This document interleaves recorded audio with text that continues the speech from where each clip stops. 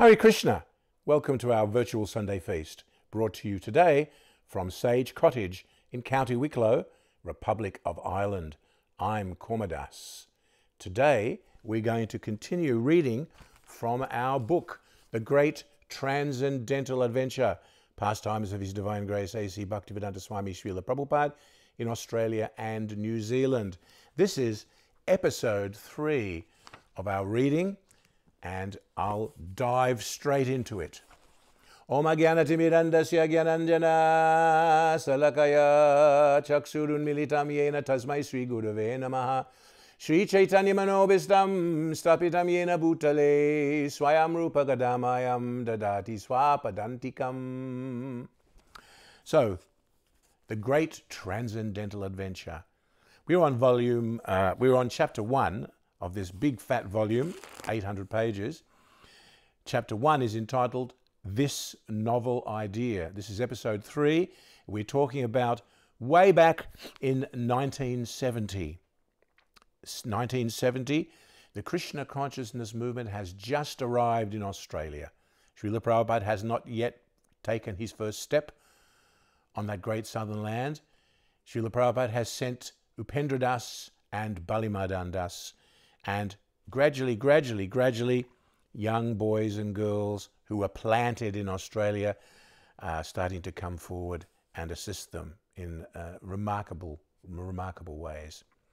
So, number 298 Birrell Street, Bondi, was a small house in a busy thoroughfare lined with the distinctly Australian phenomenon, milk bars, as well as delicatessens, fruit and vegetable shops and grocers.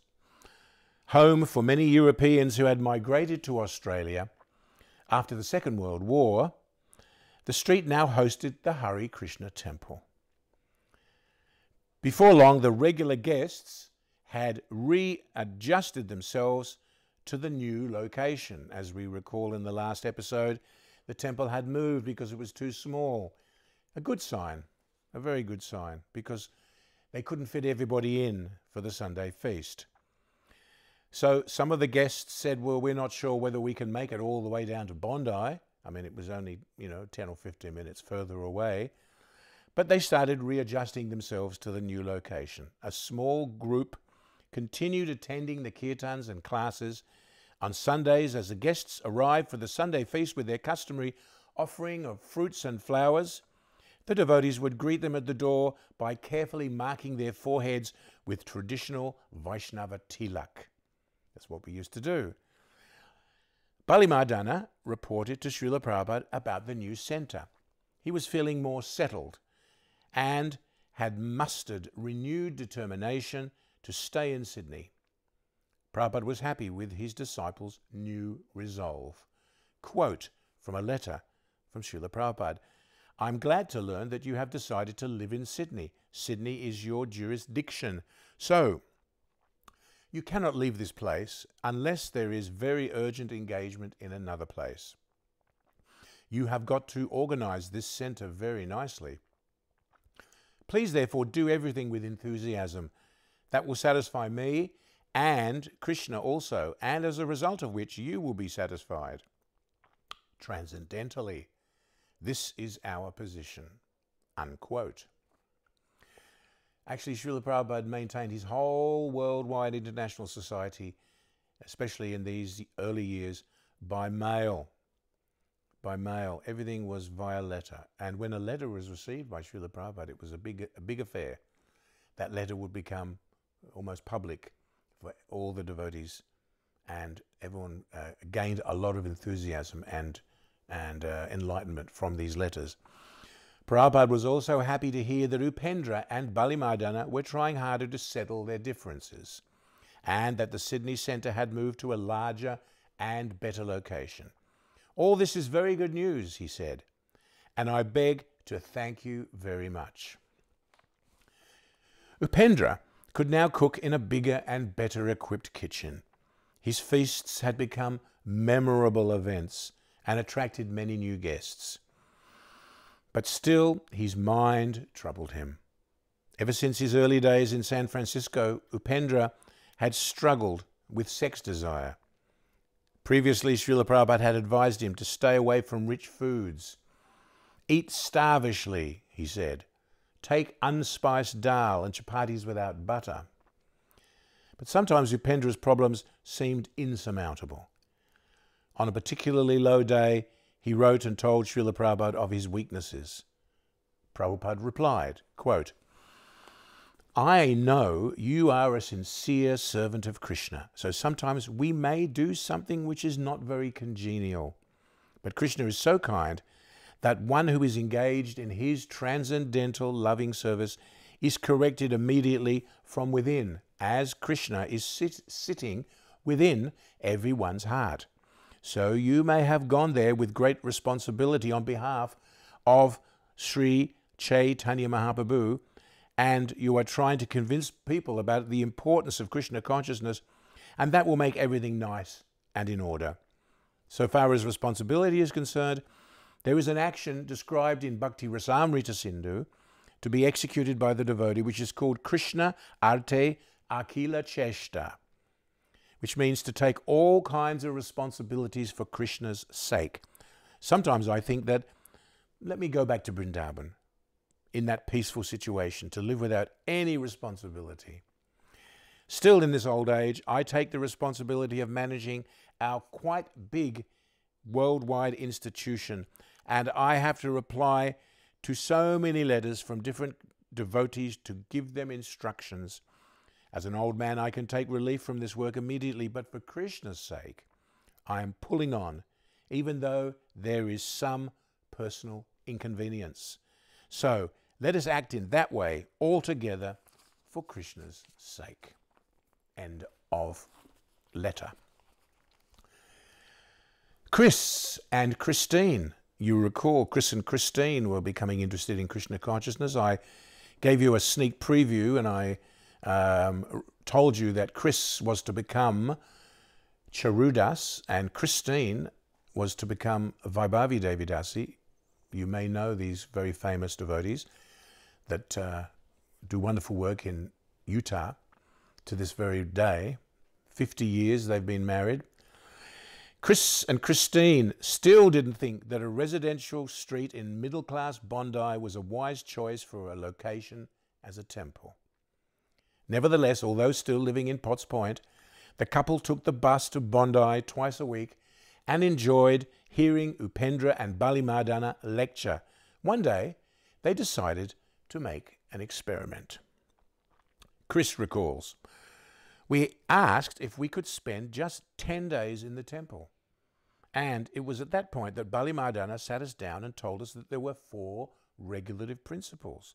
No meat eating, no intoxication, no illicit sex, and no gambling, which needed to be adhered to for anyone to live in the temple. We thought about these 4 principles and we looked at each other and we said, yes, we could probably handle that for 10 days. We did. And after the 10 days were over, we said, thank you very much. And we started hitchhiking out to Western Australia. That's a long way away. 2,000 miles away. By the time we got as far as some small mining town in Adelaide, where there was no vegetarian food available, we discovered that we had lost our taste for being footloose and fancy-free. Before meeting the devotees, we had enjoyed traveling all over the world, but now it just didn't feel the same. So we turned around and we hitchhiked back and presented ourselves at the temple door. Bali Madan said, I knew you'd be back. We threw in our jobs and we moved into the temple. In June of 1970, 6 devotees were living in the Sydney temple, the one and only temple in Australia. Although young and inexperienced, they were feeling a growing connection with Srila Prabhupada. Regular readings from Prabhupada's Little Blue Abridged Gita and his Nectar of Devotion kept them philosophically informed. The Krishna Consciousness album played day and night from a little record player in the lounge. Upendra's classes invariably turned into stories of his early days with Prabhupada in San Francisco. Upendra told of how He had offered Srila Prabhupada a used beach towel and his old baby blanket as Guru Dakshina at his initiation. Srila Prabhupada had been disgusted. "What can I do with these? They're useless," he said. But then later, Prabhupada had decided to use them as sitting mats for guests. Prabhupada was expert at engaging anything in Krishna's service, Upendra would say, with his trademark grin. Sometimes Upendra would dramatically reenact the story of seeing Krishna everywhere. He described how he had liked to accompany Srila Prabhupada on his morning walks around Stowe Lake in Golden Gate Park, San Francisco. Upon returning one morning, Upendra had asked, "Swamiji, what does the pure devotee see when he walks in the park?" Prabhupada had replied, "He sees Krishna. He sees these are Krishna's trees, this is Krishna's house. He sees everything as belonging to the Supreme Lord." "But if Krishna is everywhere," asked Upendra, "does the pure devotee see Krishna on the wall, on the right, and then on the left, and in the corner, or in between every atom? Does he see one form of Krishna merge into another? Where does one form of Krishna begin and take off, and where does the other one?" He was confused. Srila Prabhupada answered that it was not like that. By way of example, he pointed to his desk. "Do you see my spectacles?" he said. Upendra answered, "Yes." "Whose spectacles are they?" Prabhupada asked. "They're yours," said Upendra. Prabhupada pointed to his shoes. "And what is that?" "They are your shoes, Srila Prabhupada." So Prabhupada explained, similarly a pure devotee of Krishna sees like that. Everything is Krishna's. This is how he sees Krishna everywhere. These intimate and heartwarming accounts by Upendra gave the young devotees a taste of real, personal contact with Srila Prabhupada, despite being physically so far away. Occasionally, however, geographical isolation had its minor problems. Upendra recalls, "One time we got a newsletter from Los Angeles. It mentioned how a devotee had commented to Srila Prabhupada recently on how satisfying dal and chapatis were. We could just live on them, he had said, and Prabhupada had replied, that would be nice. So it became law.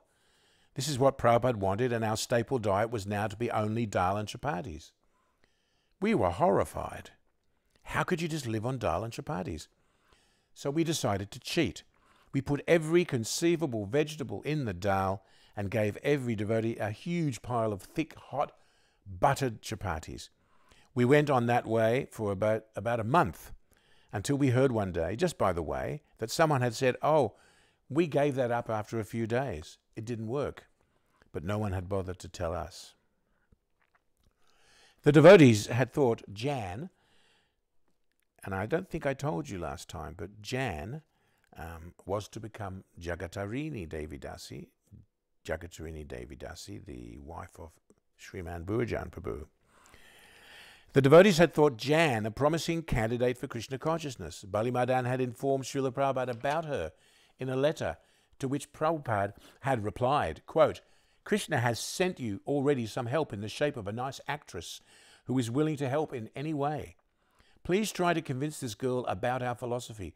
You are already an experienced and sincere worker. If you try to convince her, Krishna will help you from within, unquote. Prabhupada had suggested that Jan be encouraged to read the books and strengthen her philosophical resolve. But somehow or other, she had stopped coming to the temple. Bali Madan and Upendra felt disappointed.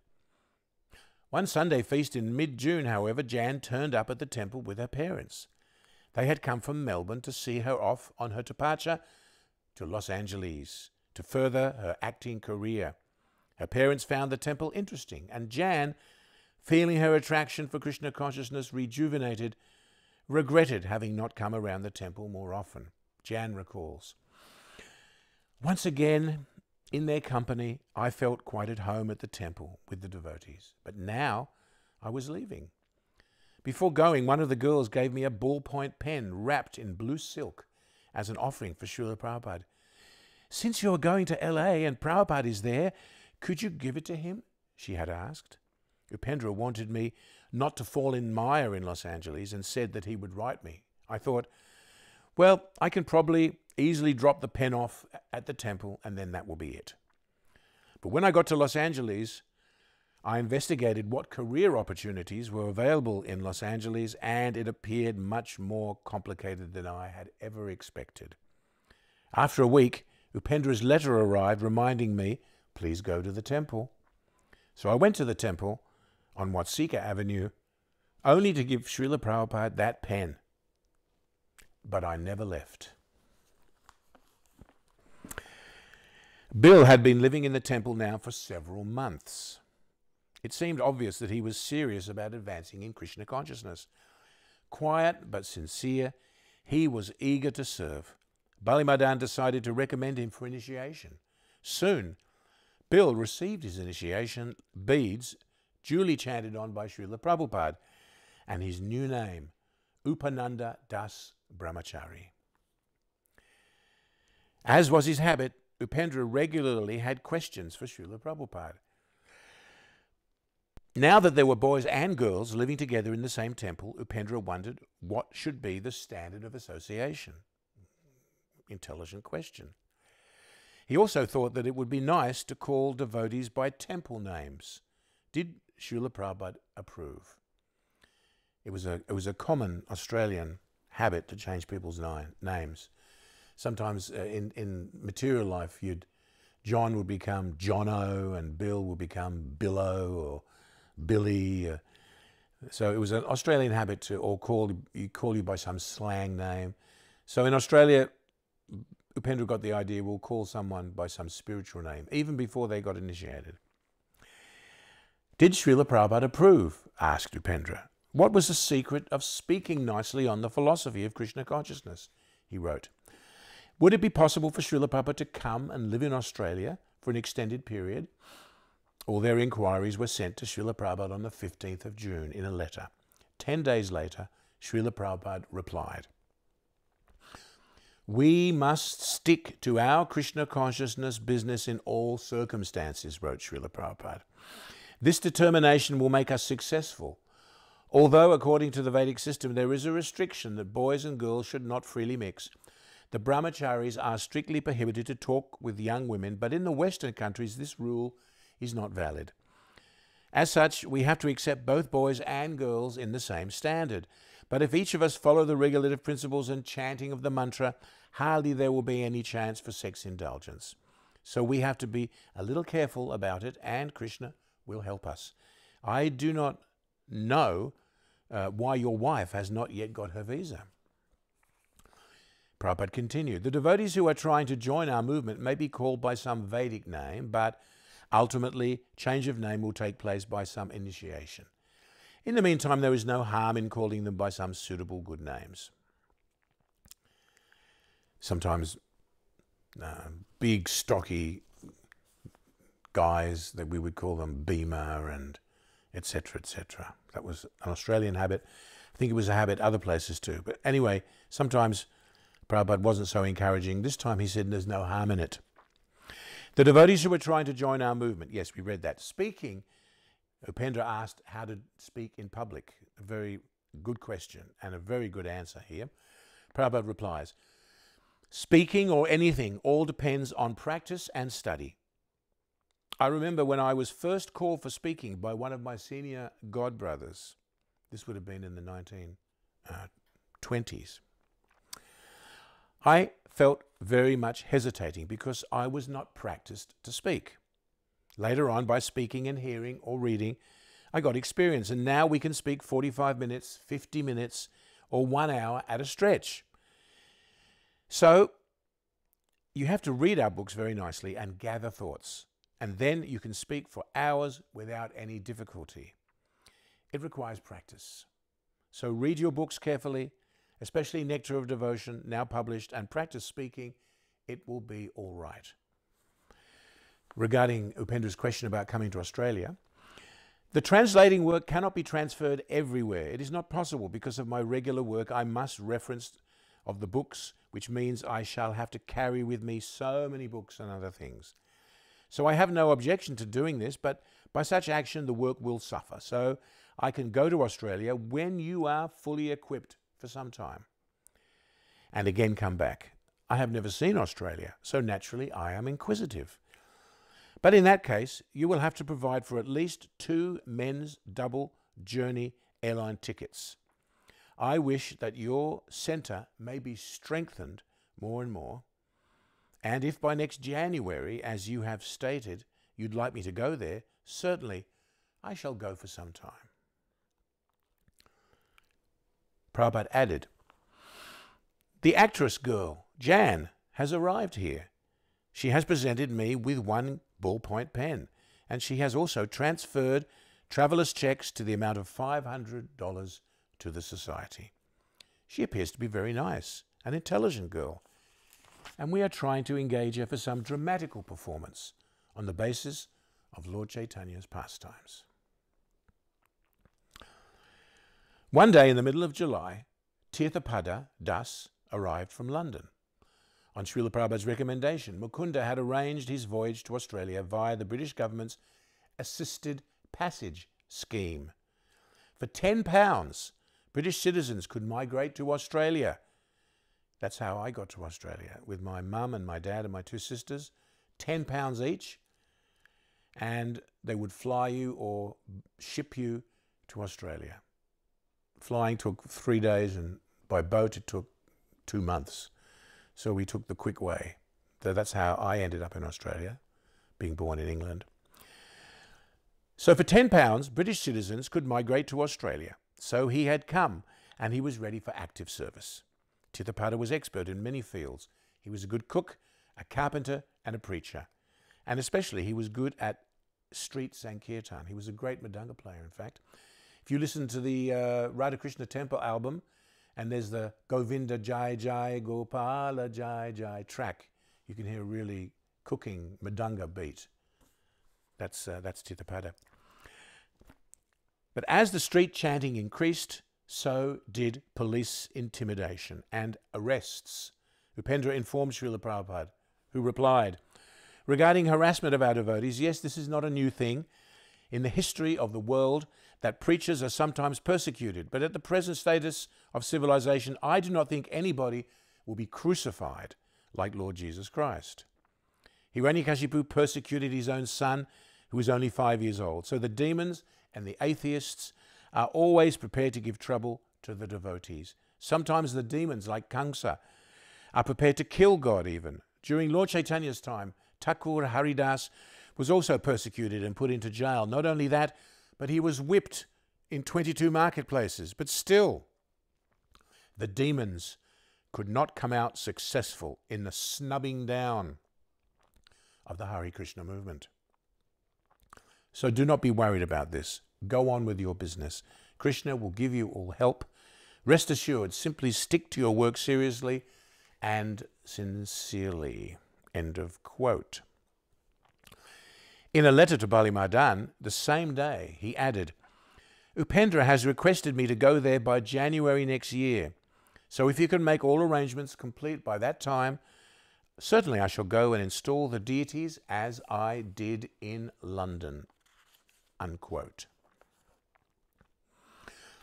When the devotees had acquired the temple at La Cienega Boulevard in Los Angeles in October of 1968, Prabhupada had announced, now we will begin full-scale deity worship. He talked of beginning something new in ISKCON, the daily offerings of prasadam and daily aritis to the temple deity, as was done in the great Vaishnava temples of India. Prabhupada had explained that although chanting the Hare Krishna mantra was sufficient by itself for going back home, back to Godhead, deity worship was one of the 5 important limbs of devotional service.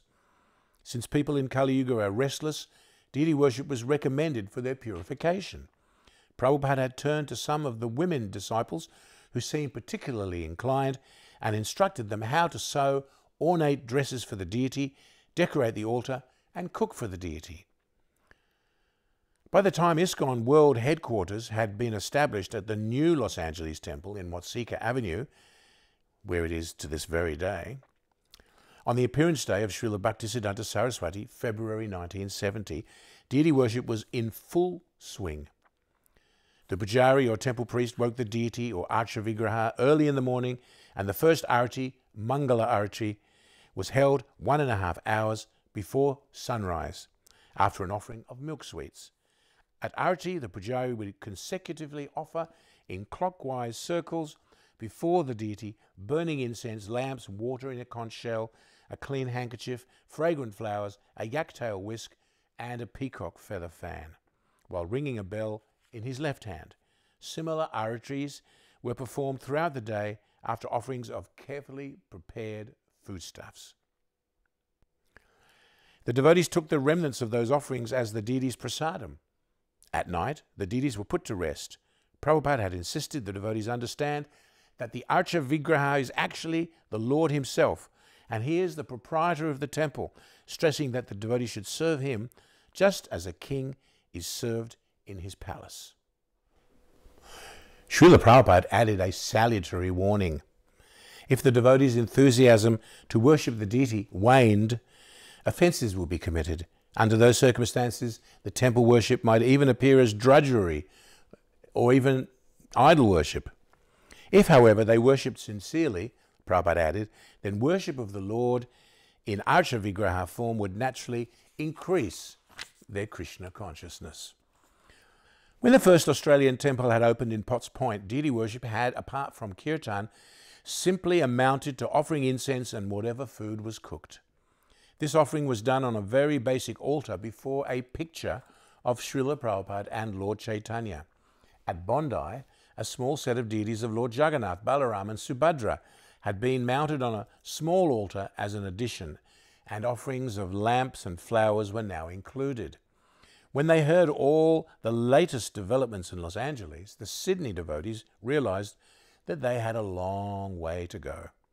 All the same, Prabhupada wanted that all the temples come up to the same standard as Los Angeles. One day, Bali Madan received a letter from Srila Prabhupada.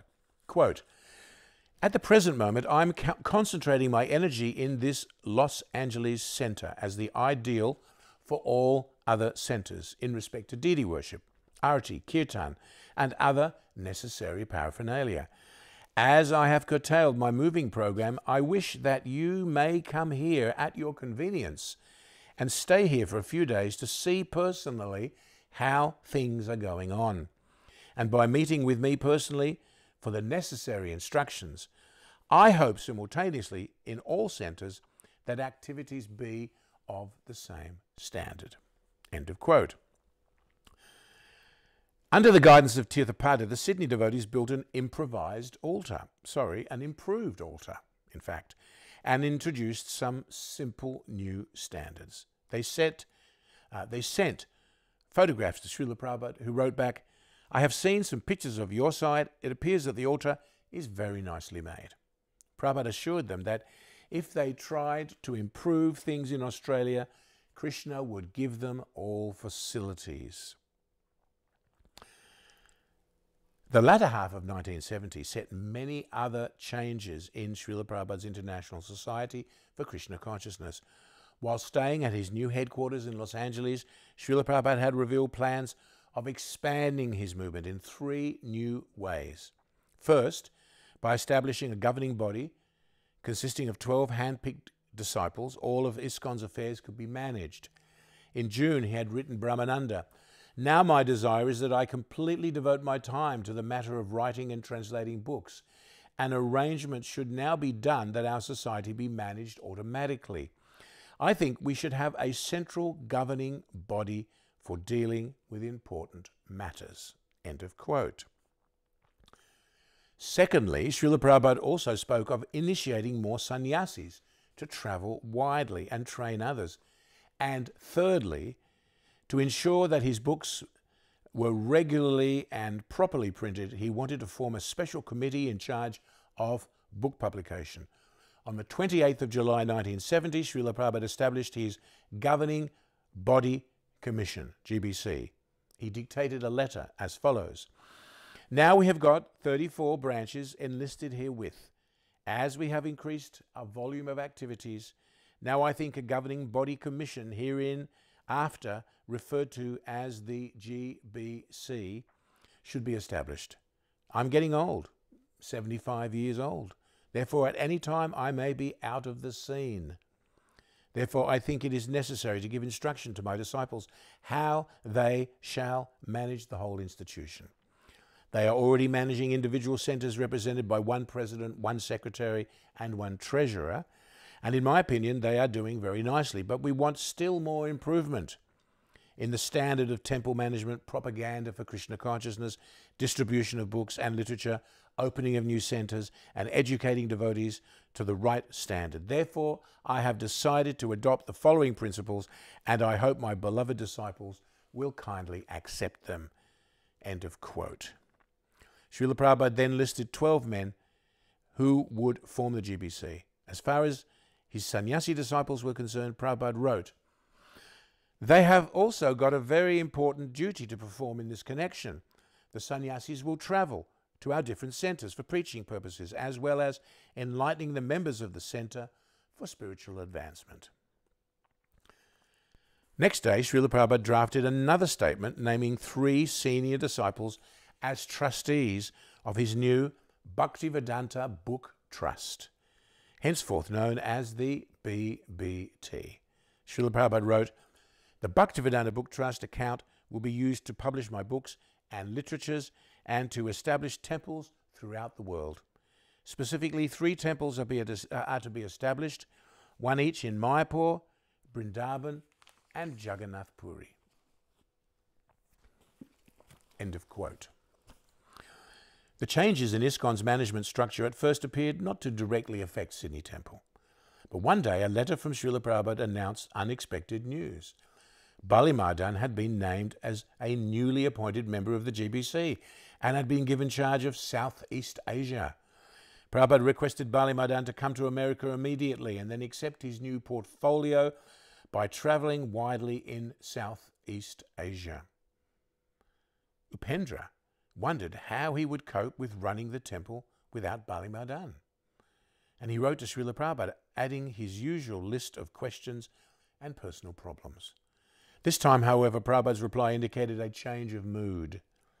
Now he was placing more responsibility on the shoulders of the newly appointed GBC to run the society. Quote, "Now I have set up the governing body commission to handle management, questions of philosophy, and personal problems.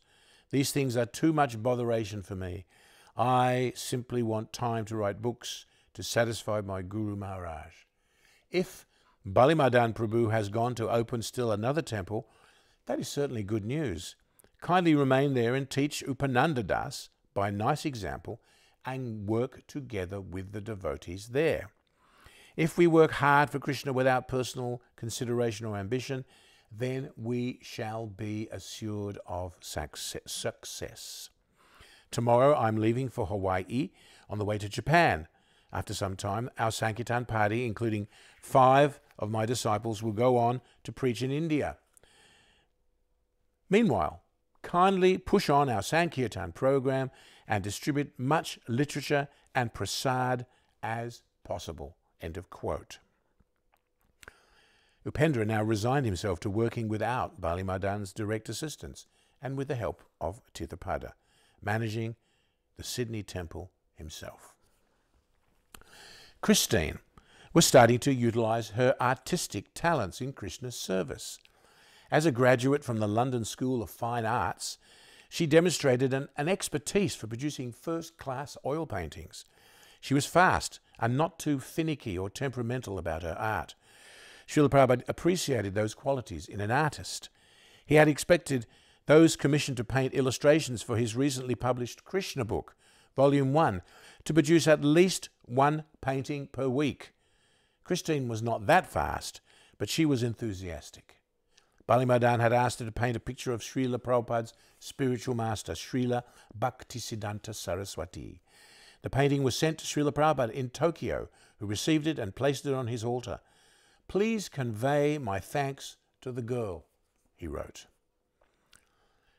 For the first time, on the 25th of August 1970, the Sydney devotees celebrated the appearance day of Lord Krishna, Sri Krishna Janmashtami, observing a full-day fast and a midnight feast.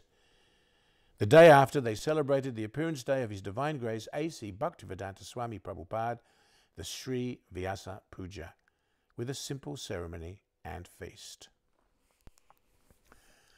One day, a reporter from Australia's TV Week visited Jan at the Los Angeles temple, eager for an interview.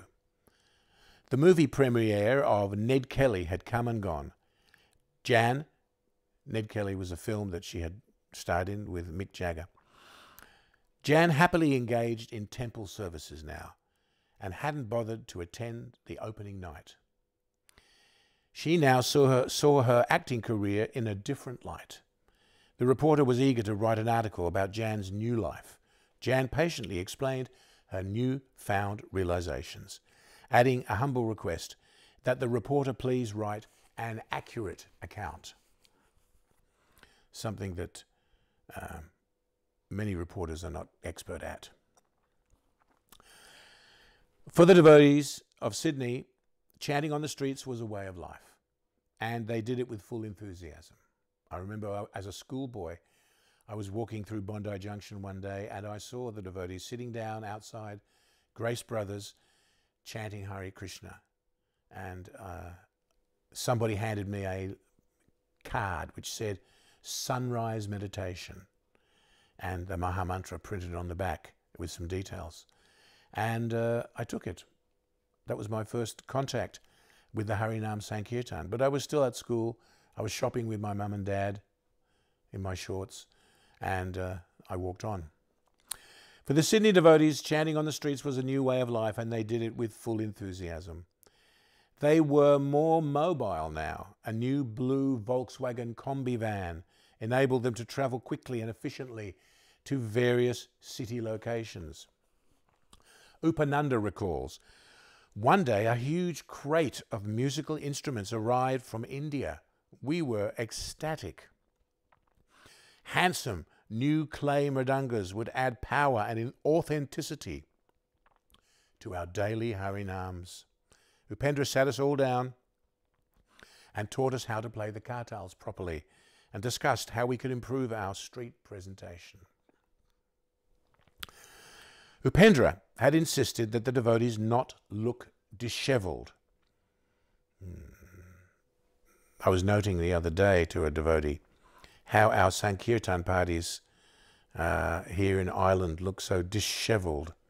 Everyone's wearing, you know, various types of grey and black jeans and jackets and hoodies and sweaters. But it's important that we look very nicely when we attend the Harinam party. This was something that we did very nicely in the old days and which has gone out of fashion or something.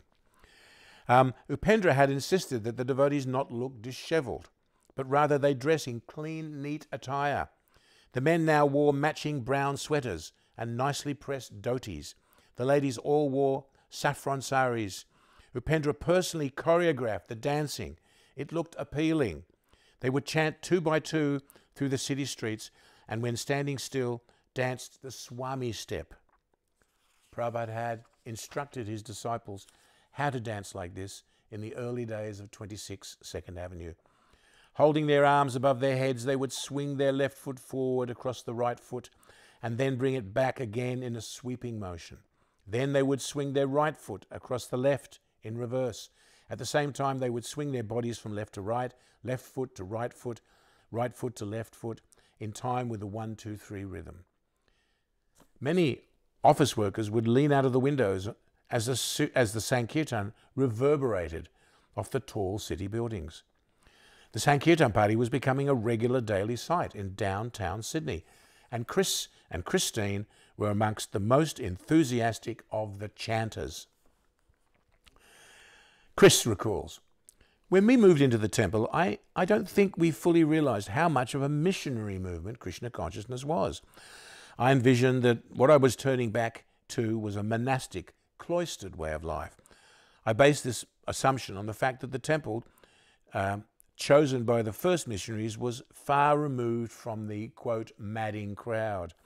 But now we joined in the daily Harinam, and that involved going back to the very same spot where I had first met Upendra. at the subway station in George Street, downtown Sydney. We would chant just outside the subway there, getting really good at acoustics, distributing back to Godhead magazines, and sometimes little packets of peanuts and raisins. One method, should I say our method, of book distribution at that time was to hold out an invitation card to the Sunday feast. And then we would get a donation for the magazine or leaflet. We didn't generate a whole lot of income from that, but we sure did a lot of chanting. Every afternoon from 2 to 6, after a fantastic lunch cooked by Upendra, we would go out again and chant and chant and chant and chant. We made a lot of spiritual advancement just by chanting. Upendra had many ideas. While Christine had her artistic talents to craft, while Christine used her artistic talents to craft hand puppets, Krishna and Tirthapada were excellent actors. Soon plays and puppet shows were turning the regular Sunday feast, the regular Sunday afternoon domain programs into an all-attractive festival. Each week the devotees staged a different production on the lawns of the domain and grew bigger crowds than ever. Productions such as Haridas and the Prostitute, Liquid Beauty, and the story of Prahlad Maharaj were favourites. And the feasts, the devotees who were supposed to eat austerely during the week would save themselves for Sundays. Upendra would tell them how in the early days Prabhupada had encouraged the devotees to eat up to their necks to their full satisfaction on feast days. The Sydney devotees eagerly complied. After all, it was spiritual food. It would purify you and free you from Maya, and it was delicious. The devotees' enthusiasm was contagious. More and more new guests were attending the feasts. 2 young girls in their final year at St. Patrick's Girls' School at Church Hill came regularly and put on saris. They became Govinda Mohini and Govinda Nandini, my god sisters. And more young men and women were committing themselves. Rukmini, that was her temple name, a young girl who had first met the devotees at the University of New South Wales, came to stay, as did Anne. Anne became Ahula Devi Dasi, and she passed away a few years ago. Anne was a young stenographer from Bondi. Interestingly enough, my mother was working in the same office as Anne, as typists at that time. Alan, a well-built, ruddy-cheeked young man from New Zealand, had recently moved into the temple, and so had slightly built Carol. Carol became Krishna Premi. You may know Krishna Premi. You probably heard some of her music albums. Krishna so had slightly built Carol, who had been visiting the temple on and off since first meeting Bali Madan in King's Cross earlier in the year. So it was 1970 was a happening year. It's when I met the devotees, and all the devotees in Sydney at that time started meeting up with the Sankirtan party and devotees on the street. Media awareness of the devotees was on the increase. On the 17th of September, further Vietnam rallies were held in capital cities around Australia, this time resulting in numerous arrests. The devotees, however, happily participated by sitting in a park downtown and chanting peacefully. The Sydney Morning Herald picked up the mood, quote, "Members of the Hare Krishna movement chose Wynyard Park in Sydney today as an appropriate place to meditate." That was the evening paper. The group, calling themselves Vaishnavas, or devotees of the Lord, say their aim is to purify the ever-increasing polluted atmosphere by simple chanting of God's holy name in public areas. A nice verbatim quote there by the Sydney Morning Herald. Good on ya. Upendra sent this and other recent articles to Srila Prabhupada, who wrote back on the 29th of September. "My dear Upendra, I beg to acknowledge receipt of your very encouraging letter, dated September the 21st, 1970, along with some nice photos of your Sydney activities and some favourable reports from the local newspaper. All this publicity is very nice for our movement, and people are becoming to seriously appreciate our work. I'm very glad to know that you are following a strict schedule of devotional service, and that will keep you and all the devotees strong in Krishna consciousness. Please maintain this standard and improve further. It appears that Krishna is giving you nice facilities and nice devotees also for fulfilling his mission in Australia. Please train the devotees nicely and have them carefully read our literature so that they get a fine understanding of our Krishna consciousness. Willi Jürgen and his girlfriend Marion, remember I told you about those last week? Jürgen and Willi were from Sweden and they were living in Australia at the time. They were becoming interested in Krishna consciousness, but they couldn't make a firm commitment. So they had set out to visit India. They had made a choice, they had made a decision about whether or not to join the temple. The chanting had cleared their heads enough for them to be convinced that Krishna consciousness was no ordinary thing. Although grounded in the concept that the absolute truth was impersonal, Jürgen could find no fault in the philosophy presented in Prabhupada's books. But somehow he felt that joining the devotees was too much of a change too quickly. He decided that he would take up Krishna consciousness later, maybe after he returned to Europe. After announcing their plans to the devotees, the three of them set off for Europe via India. Willi recalls, "Our plan was to go back by catching a train across to Perth, Western Australia, then travelling to Sri Lanka, India, then overland to Europe. But when I got to Perth, I thought, what's the use?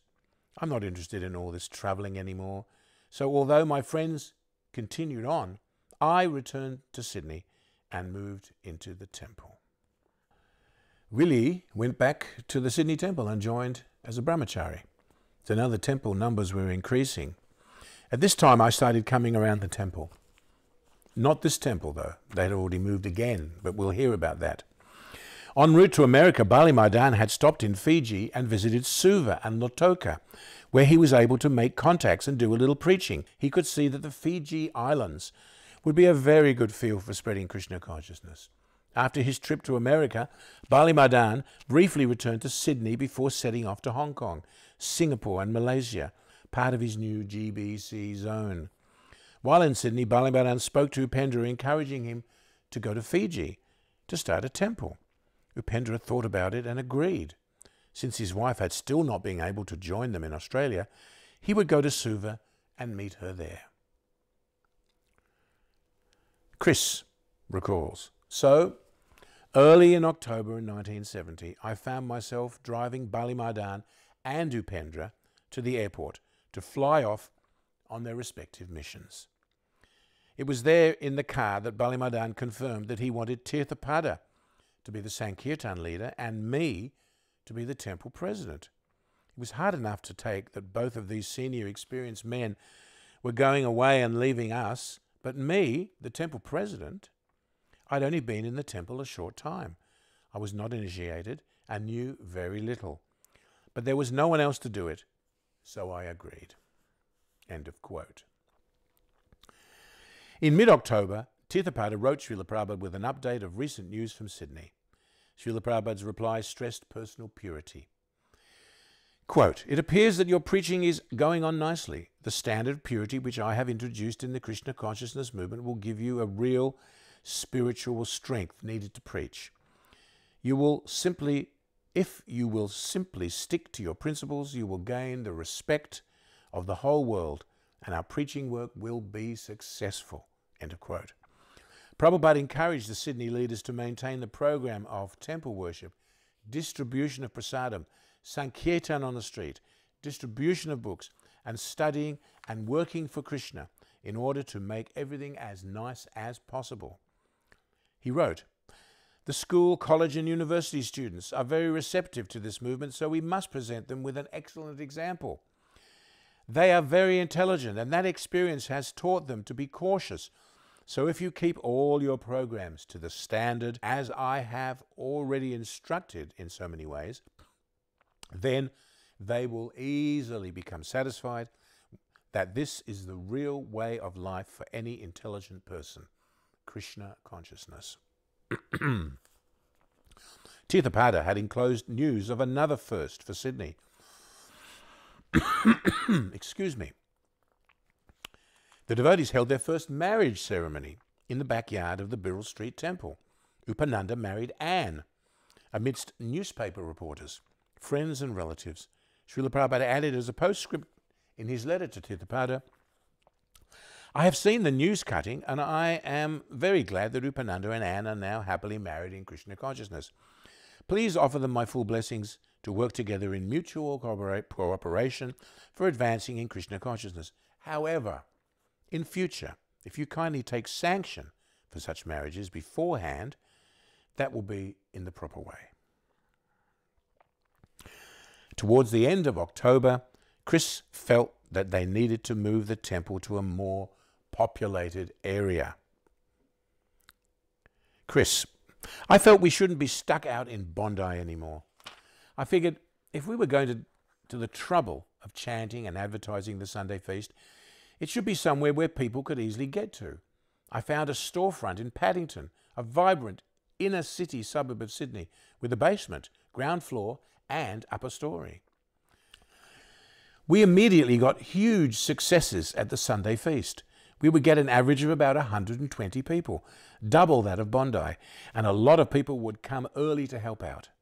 I remember buying watermelons, cantaloupes, and exotic fruits and making the most incredible fruit salads. We really just had a great time, and so many people. There was not enough room for all the people in the front room, and they would spill out onto the street. Sometimes we even had a speaker system at the doorway so that people on the street could hear.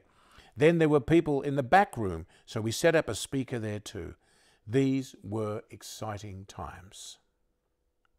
So we'll finish today's discussion about the great transcendental adventure.